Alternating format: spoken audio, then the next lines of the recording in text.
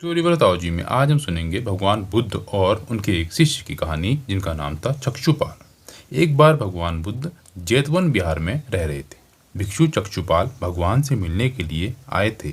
उनके आगमन के साथ उनकी दिनचर्या, व्यवहार और गुणों की चर्चा भी हुई।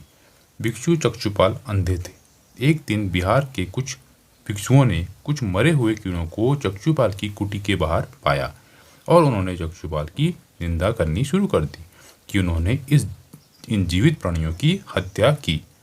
भगवान बुद्ध ने निंदा कर रहे उन भिक्षुओं को बुलाया और पूछा कि क्या तुमने भिक्षु को कीड़े मारते हुए देखा है?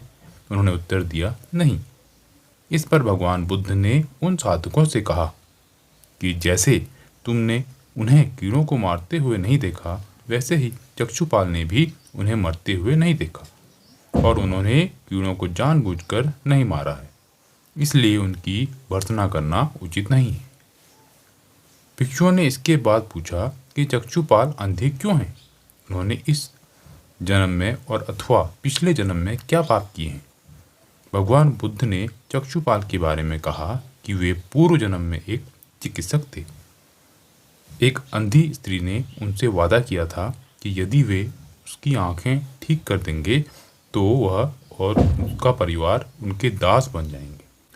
स्त्री की आंखें ठीक हो गई, पर उसने दासी बनने के भय से यह मानने से इनकार कर दिया।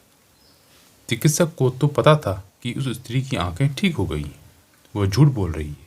उसे सबक सिखाने के लिए या बदला लेने के लिए चक्षुपाल ने दूसरी दवा दी। उस दवा से महिला फिर अंधी हो गई। वह कितनी ही रोई पीटी, लेकिन चक्षुपाल जरा भी नहीं पसीजा।